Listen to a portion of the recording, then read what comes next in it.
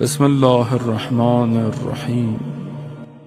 تیسری چیز جناب لقمان نے اپنے بیٹے کو کہا کہ بیٹا جب دسترخوان پر بیٹھو تو اپنے گلے کی حرام لقمے سے حفاظت کرو۔ قلب، نگاہیں اور لقمہ، یہ سارے سسٹم ہیں کہ جو انسان کے انٹرنل باطن کے سٹرکچر کو ڈیزائن کر رہے ہیں۔ قلب اندر ہے، آنکھوں سے اندر جا رہا ہے، ذہن پہ اثرات مرتب۔ لقمہ کھائیں صرف بدن کو نہیں جائے گا، لقمہ کھانے سے انسان کے بدن ہو سکتا ہے خراب چیز ہو، آپ کا بدن خراب ہو جائے، لیکن حرام لقمہ انسان کی روح پر تاثیر ڈالتا ہے۔ یعنی سب آپ کے انٹرنل سسٹم کو بہتر کرنے کے لیے یہ انسان حلال کھائے کم کھائے کوئی فرق نہیں پڑتا، اور انشاءاللہ کہ ہم سب حلال کھاتے ہیں۔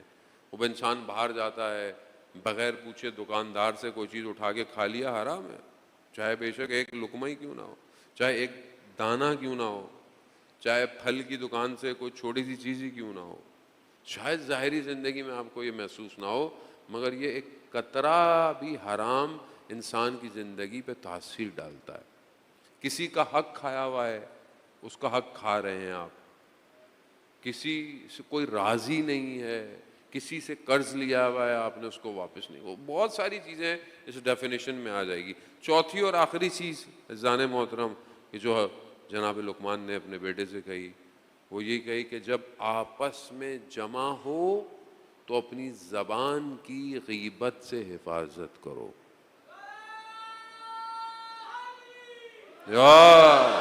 خوب، یہ سب سے زیادہ امپورٹنٹ ہے، کیونکہ ہم سب آپس میں جب جمع ہوتے ہیں، بیٹھتے ہیں، کوئی بیٹھے ہوئے ہیں، تو ہم سب سے زیادہ مشغلہ کیا ہے انسان کا؟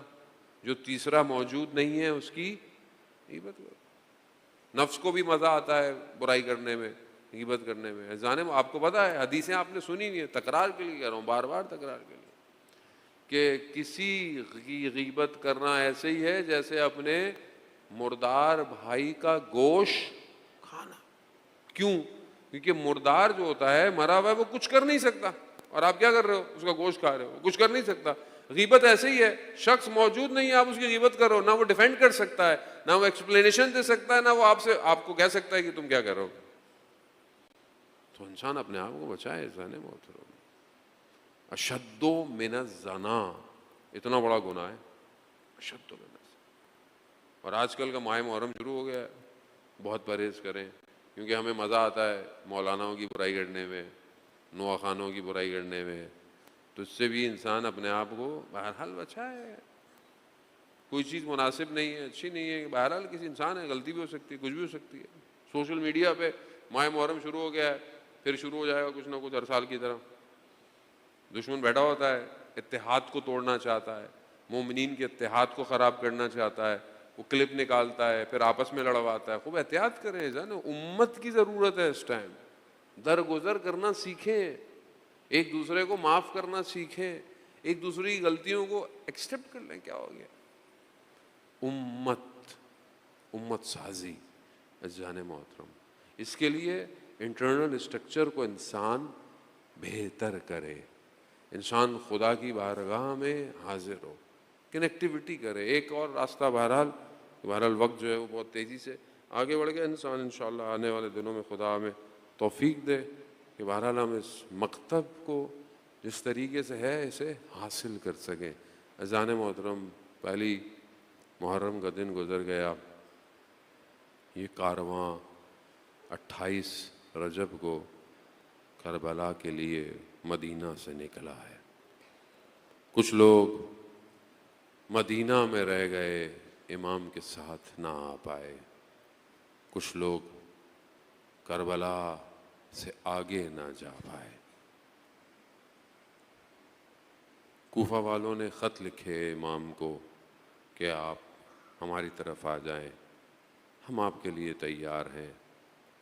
امام اس سے پہلے کہ خود جاتے کوفہ، امام نے اپنے نائب کو بھیجا، اپنی طرف سے اپنے نمائندے کو بھیجا، خط لکھا کوفہ والوں کے نام کہ جسے میں بھیج رہا ہوں، پہلی چیز کیا لکھی؟ اخی، یہ میرا بھائی ہے۔ حالانکہ وہ ان کے چچا کے بیٹے تھے، لیکن کیا لکھا؟ یہ میرا بھائی ہے۔ پھر لکھا یہ میرے چچا کا بیٹا ہے۔ پھر لکھا ثقاتی، یہ میرے بھروسے کا شخص ہے۔ اللہ اکبر! یعنی حضرت مسلم کی پرسنالٹی آپ دیکھیں، شخصیت دیکھیں، ایسی شخصیت تھی کہ امام کہہ رہے ہیں کہ یہ میرے بھروسے کا آدمی ہے، میرے اعتماد کا آدمی ہے، اور جسے امام اپنا سفیر بنا کر بھیجیں وہ کیسا ہوگا؟ کیونکہ وہ وہاں جا کر کیا کر رہا ہے؟ وہ امام کو ریپرزینٹ کر رہا ہے، کوئی عام آدمی جناب مسلم نہیں ہے۔ عشق کی داستان کا پہلا صفحہ حضرت مسلم نے اپنے خون سے لکھا ہے، خون سے لکھا ہے۔ کربلا کی ابتدا جناب مسلم نے کی ہے۔ بزانے میں یہ آسان، کہنا آسان ہے، سننا آسان، پڑھنا آسان۔ جناب مسلم کوفہ پہنچے، لوگ آئے، جمع ہو گئے، لوگوں نے جناب مسلم کے ہاتھ پہ بیعت کی۔ کچھ لوگ ان میں بھی ایسے ہی تھے اور خاص لوگ تھے، مگر انہوں نے جناب مسلم کو یہ کہہ کر قبول نہیں کیا کہ نہیں، ہم امام آئیں گے تو ہم امام کا ساتھ دیں گے۔ وہی انہیں کس نے بھیجا ہے؟ انہیں امام نے بھیجا ہے۔ جیسے ہمارے ہاں بہت سارے لوگ کہتے ہیں بھئی امام زمانہ آئیں گے تو ہوگا۔ بھئی علماء کون ہے؟ نائبین امام ہیں۔ بہرحال آج آپ کے سامنے دنیا کو دکھا دیا نا کہ جو امام کو مانتا ہے دنیا اسے ہلا نہیں سکتی ہے۔ سارے مانتے، جو امام کا انتظار کر رہا ہو، جو امام کے لیے زندگی گزار رہا ہو۔ جناب مسلم کوفہ میں لوگ آئے، جمع ہو گئے، سب کچھ ہونا شروع ہو گیا۔ ایسے میں دشمن بھیس بدل کر کوفہ میں وارد ہوا۔ کون وارد ہوا؟ ابن زیاد بھیس بدل گیا۔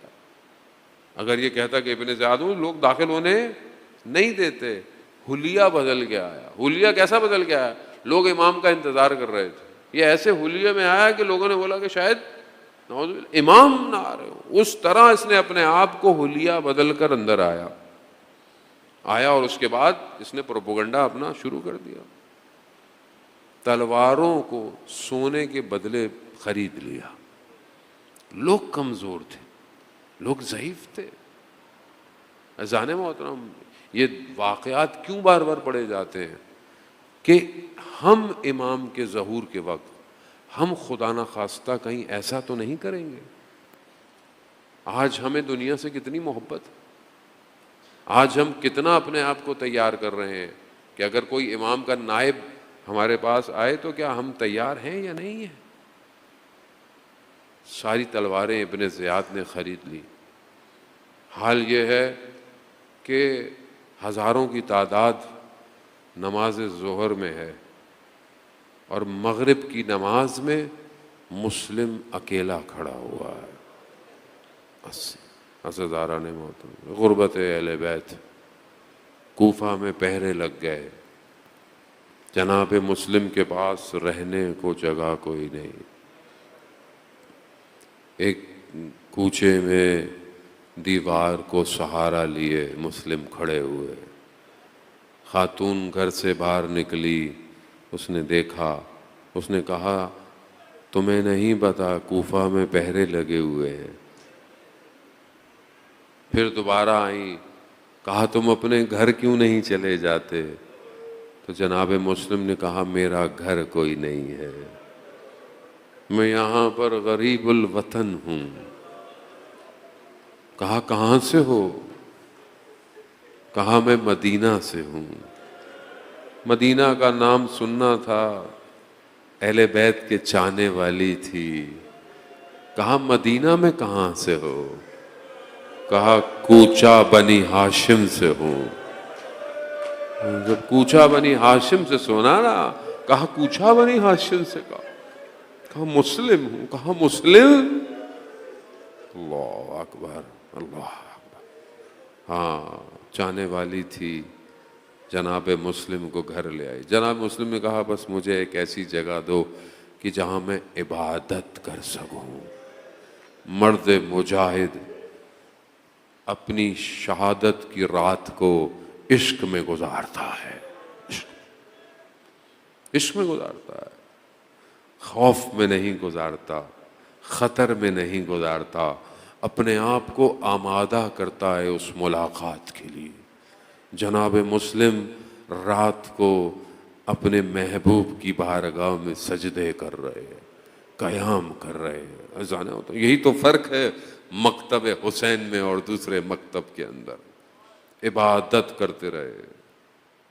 لیکن اسی خاتون کا فرزند تھا یا داماد تھا، وہ مقبر نکلا اور اس نے خبر دے دی کہ مسلم ادھر ہے. دوسرے دن جناب مسلم پہ حملہ ہوا، لیکن اکیلا بنی ہاشم لڑتا رہا. دھوکے سے جناب مسلم کو گڑھے میں گرایا، دھوکے سے گرایا. جناب مسلم کو لے آئے دارالامارہ. جناب مسلم سوال کیے، وصیت کی، یہی کہا کہ جاؤ لے جاؤ اور سر کو تن سے جدا کر دو. جناب مسلم کو لے جا رہے ہیں، جناب مسلم گریہ کر رہے ہیں.